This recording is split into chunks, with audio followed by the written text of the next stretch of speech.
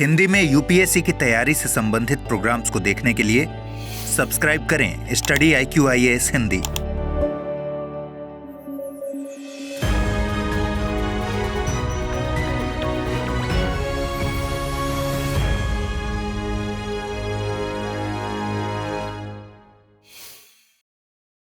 वर्ष 2023 के लिए बुकर पुरस्कार की घोषणा की गई। इस वर्ष यह पुरस्कार आयरिश लेखक पॉल लिंच को दिया गया। उन्होंने यह पुरस्कार रेस में शामिल भारतीय मूल की लेखिका चेतना मारू को पीछे करके प्राप्त किया है।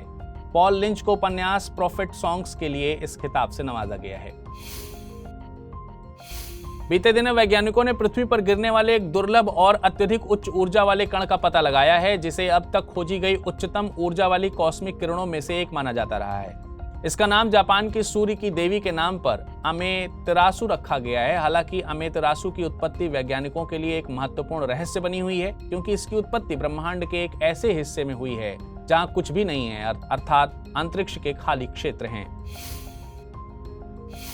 कर्नाटक सरकार ने श्रवणबेलगोला और लक्कुंडी को यूनेस्को की विश्व धरोहर सूची में अस्थायी सूची के रूप में शामिल करने का प्रस्ताव दिया है। श्रवणबेलगोला हासन जिले में स्थित जैन धर्म का प्रमुख तीर्थ स्थल है और यह गोमतेश्वर की प्रसिद्ध मूर्ति और प्राचीन स्मारकों के लिए विख्यात है। लक्कुंडी, जिसे लोककुंडी के नाम से भी जाना जाता है, गडक जिले में स्थित है। भारत और अमेरिका जल्द ही एक समझौते पर हस्ताक्षर करने वाले हैं, जिससे चोरी हुई प्राचीन वस्तुओं की वापसी आसान हो जाएगी। इस समझौते के तहत अमेरिका लूटी गई या चोरी की गई भारतीय संस्कृति संपत्तियों को वापस करेगा और उन्हें अपने देश में प्रवेश करने से रोकेगा। इसके साथ ही भारत को यह साबित करने की जरूरत नहीं होगी कि ये वस्तुएं उनकी हैं। अमेरिका स्वयं ही उन्हें वापस करने की पहल करेगा। जल्द ही मध्य प्रदेश के दमोह जिले को देश के सबसे बड़े टाइगर रिजर्व के रूप में पहचान मिलने वाली है। दरअसल केंद्र सरकार ने नौरा देही और रानी दुर्गावती अभ्यारण्य के विलय प्रस्ताव को मंजूरी दे दी है। यह टाइगर रिजर्व सागर, दमोह और नरसिंहपुर क्षेत्र में फैला है। इस टाइगर रिजर्व का केंद्र दमोह जिले का जबेरा क्षेत्र होगा और इसका एरिया करीब 2300 वर्ग किलोमीटर का होगा। केंद्र सरकार ने Ayushman Bharat health wellness centre का नाम बदलकर आयुष्मान आरोग्य मंदिर करने का फैसला किया है। इसके साथ ही नई टैगलाइन आरोग्यम परम धनम भी जारी की है।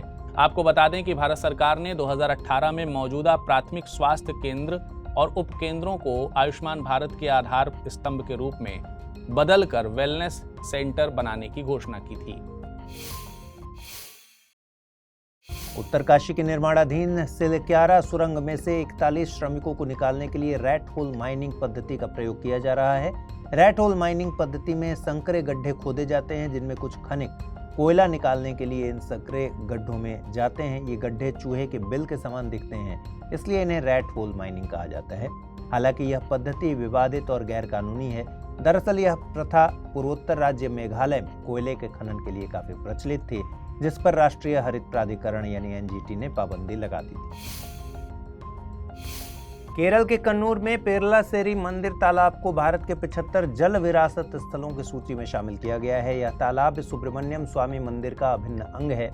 इसे अयनेव्याल तालाब के नाम से जाना जाता है, जो अंजरा कांडी नदी के तट पर स्थित है। आपको बता दें कि 75 जल विरासत स्थल जल शक्ति मंत्रालय की एक पहल है, जो ऐतिहासिक रूप से महत्वपूर्ण जल संसाधनों को संरक्षित करने की दिशा में महत्वपूर्ण भूमिका निभाएगी। हाल ही में अमेरिका, ब्रिटेन सहित 18 अन्य देशों ने AI सिक्योर बाय डिजाइन समझौते पर हस्ताक्षर किए। यह समझौता गैर बाध्यकारी है। इसमें ज्यादातर सामान्य सिफारिशें शामिल हैं। साथ ही AI मॉडलों को छेड़छाड़ से बचाने में मदद करने के लिए वैश्विक दिशा निर्देश जारी किए हैं और इस बात पर जोर दिया गया है कि कंपनियां ऐसे AI सिस्टम बनाएं जो डिजाइन द्वारा सुरक्षित हों, जिससे ग्राहकों और आम जनता को इसके दुरुपयोग से सुरक्षित रखा जा सके। 28वें यूरोपियन यूनियन फिल्म फेस्टिवल का आयोजन 1 से 10 दिसंबर के बीच किया जाएगा। यह फेस्टिवल नई दिल्ली और चेन्नई में आयोजित किया जाएगा। इस वर्ष के फेस्टिवल के लिए चयनित फिल्मों में से 18 महिलाओं द्वारा निर्देशित हैं, जो सिनेमा में महिलाओं की भूमिका को सामने लाने और सम्मान देने की प्रतिबद्धता को दर्शाती है। यह फेस्टिवल भारत और यूरोपीय संघ के बीच समृद्ध सांस्कृतिक संबंधों को दर्शाता है। हाल के दिनों में हूती विद्रोहियों के चलते अदन की खाड़ी काफी चर्चा में है। अदन की खाड़ी हिंद महासागर का विस्तार है, जो अरब प्रायद्वीप और अफ्रीकी महाद्वीप के बीच स्थित है। इसकी सीमा दक्षिण में सोमालिया और सोकोत्रा द्वीप से, उत्तर में यमन से, पूर्व में अरब सागर और पश्चिम में जिबूती से मिलती है। बाब अल मंदेब जलडमरू मध्य यानी बाब अल मंदेब स्ट्रेट अदन की खाड़ी और रेड सी को जोड़ता है। भारत की एस्ट्रोसैट अंतरिक्ष दूरबीन ने 600वें गामा किरण विस्फोटों का पता लगाकर एक महत्वपूर्ण उपलब्धि हासिल की है। एस्ट्रोसैट भारत की पहली समर्पित बहुतरंग दैर्ध्य अंतरिक्ष वेधशाला है, जिसका उद्देश्य आकाशीय स्रोतों का अध्ययन करना है। आपको बता दें, एस्ट्रोसैट को वर्ष 2015 में इसरो द्वारा लॉन्च किया गया था। इसे 5 साल तक कार्य करने के लिए डिजाइन किया गया था, लेकिन 8 साल हो जाने के बाद भी यह अपना काम कर रहा है। राष्ट्रीय पिछड़ा वर्ग आयोग ने आंध्र प्रदेश की 5 जातियों को केंद्रीय ओबीसी सूची में शामिल करने की सिफारिश की है। आपको बता दें कि राष्ट्रीय पिछड़ा वर्ग आयोग का गठन राष्ट्रीय पिछड़ा वर्ग आयोग अधिनियम 1993 के प्रावधानों के अनुसार किया गया था। यह भारतीय संविधान के अनुच्छेद 338 के तहत एक संवैधानिक निकाय है तथा यह सामाजिक न्याय और अधिकारिता मंत्रालय के अधिकार क्षेत्र में आता है। ASEAN India grassroots innovation forum AIGIF के चौथे संस्करण का शुभारंभ मलेशिया में किया गया। इसमें भारत और 10 आसियान सदस्य देशों के 200 से अधिक प्रतिभागियों ने हिस्सा लिया। यह एक वार्षिक कार्यक्रम है जो विज्ञान, प्रौद्योगिकी और नवाचार पर आधारित है। इसका उद्देश्य विभिन्न सदस्य देशों में सामाजिक इनोवेशन को बढ़ावा देना और जमीनी स्तर पर इनोवेशन इकोसिस्टम में गवर्नेंस को भी मजबूत करना है। हिंद महासागर टूना आयोग के 19वें कार्यदल की बैठक का आयोजन भारत में किया जा रहा है। इस बैठक का आयोजन हिंद महासागर टूना आयोग और भारत सरकार के मत्स्य पालन विभाग द्वारा संयुक्त रूप से किया जा रहा है। हिंद महासागर टूना आयोग एक अंतर सरकारी संगठन है जो हिंद महासागर में टूना और टूना जैसी प्रजातियों के प्रबंधन के लिए जिम्मेदार है। इसका मुख्यालय विक्टोरिया सेशल्स में स्थित है। प्रधानमंत्री नरेंद्र मोदी की अगुवाई में बैठक में PM गरीब कल्याण अन्न योजना को 5 साल के लिए बढ़ाने का फैसला किया गया है। इस योजना के अंतर्गत देश में पात्र लाभार्थियों को निःशुल्क अनाज प्रदान किया जाता है। इस योजना को कोरोना काल के दौरान शुरू किया गया था। योजना के तहत गरीब लोगों को हर महीने 5 किलो चावल या गेहूं बिना किसी शुल्क के दिया जाता है।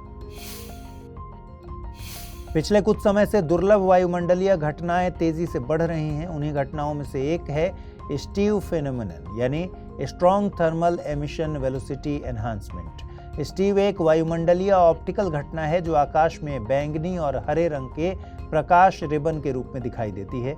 इसे अक्सर लोग ऑरोरा समझते हैं, लेकिन यह उससे भिन्न है। अभी तक इसके बनने के पीछे के ठोस कारण ज्ञात नहीं है।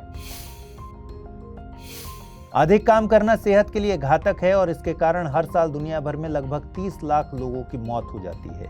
दरअसल अंतर्राष्ट्रीय श्रम संगठन की एक रिपोर्ट ने इस बात पर प्रकाश डाला है कि कैसे रोजगार तेजी से मृत्यु का एक प्रमुख कारण बन रहा है, खासकर पुरुषों के बीच। रिपोर्ट के अनुसार इन 30 लाख लोगों में से 8 लाख वे लोग हैं जो सप्ताह में 55 घंटे से अधिक काम करते हैं तथा करीब 26 लाख लोगों की मृत्यु रोजगार से उत्पन्न बीमारियों के कारण हुई है।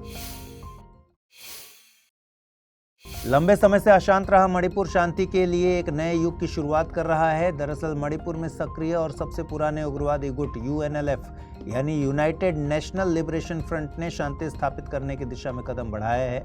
इस फ्रंट ने हाल ही में मणिपुर और भारत सरकार के साथ शांति समझौते पर हस्ताक्षर किए।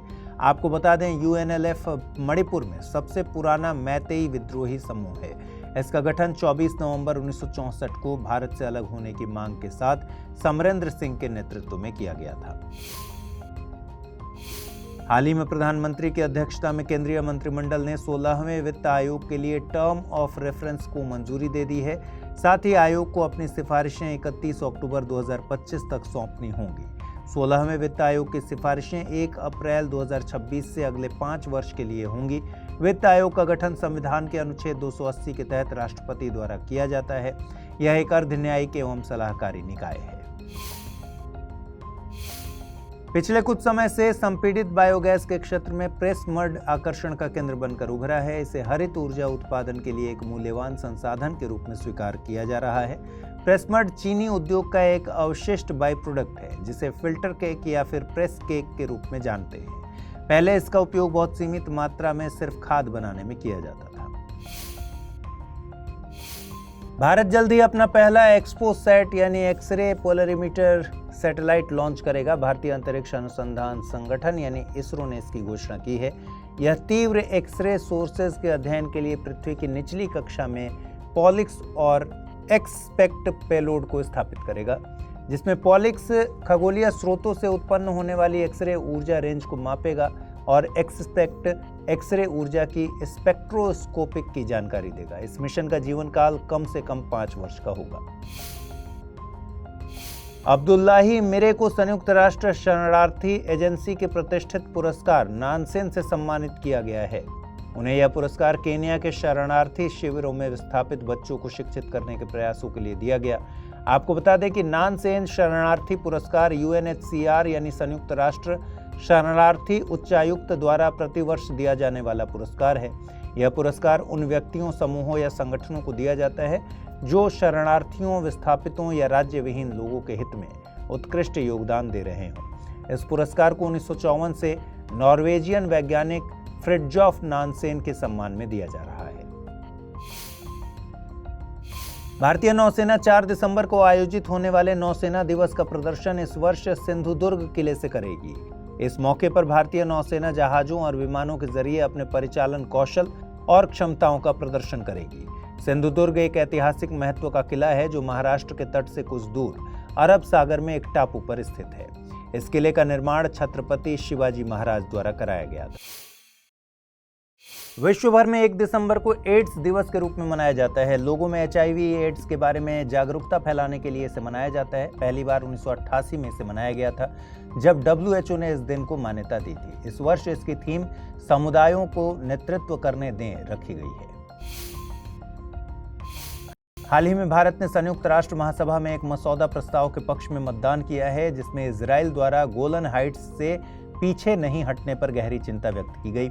यह इजराइल और सीरिया के बीच एक विवादित क्षेत्र है। आपको बता दें कि गोलन हाइट्स दक्षिणी पश्चिमी सीरिया का एक पहाड़ी इलाका है, जिस पर 1967 में इजराइल ने कब्जा कर लिया था और 1981 में इसे अपने क्षेत्र में मिलाने की एक तरफा घोषणा कर दी थी। तब से लेकर आज तक ये एक विवाद का मुद्दा बना हुआ है। बीते दिनों इसरो के मानव अंतरिक्ष उड़ान कार्यक्रम के पूर्व निदेशक डॉक्टर VR ललितांबिका को फ्रांस ने अपने सर्वोच्च नागरिक सम्मान लीजन ऑफ ऑनर से सम्मानित किया है। उन्हें यह सम्मान भारत और फ्रांस के बीच अंतरिक्ष सहयोग में उनकी भागीदारी के लिए दिया गया।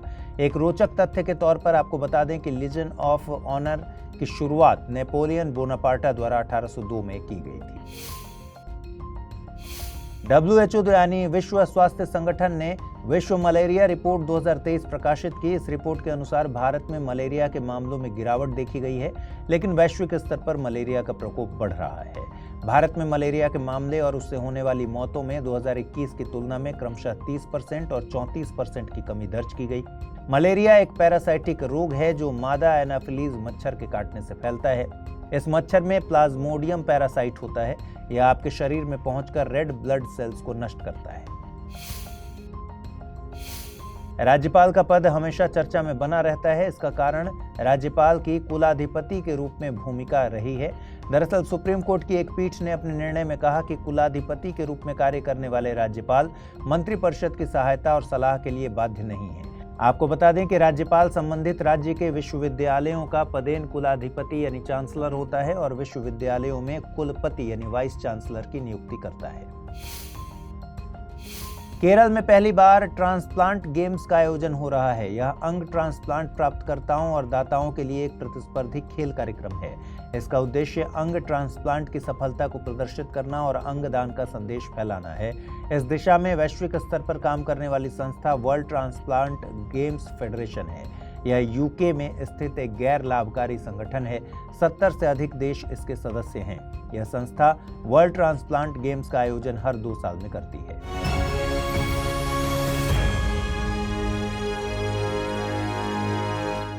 हिंदी में UPSC की तैयारी से संबंधित प्रोग्राम्स को देखने के लिए सब्सक्राइब करें स्टडी IQ IAS हिंदी।